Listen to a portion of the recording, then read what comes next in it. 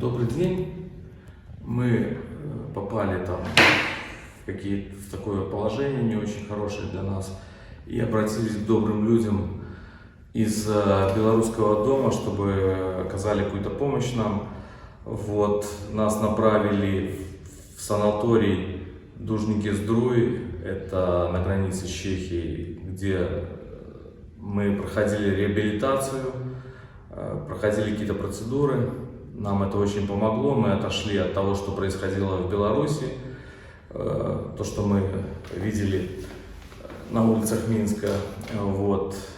Потом нам компенсировали все наши расходы, начиная от транспортных, заканчивая страховками.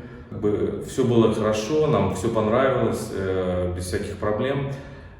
Хотели поблагодарить правительство Польши, Белорусский дом, всех волонтеров, граждан Польши, людей из диаспоры белорусской, кто оказывал помощь для людей, которые попали в такую же ситуацию, как мы, и тоже проходили реабилитацию и так далее.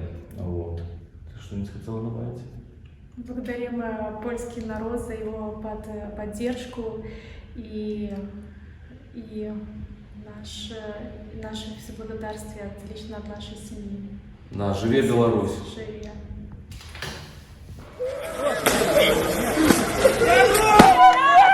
Что вы бьете, идиоты?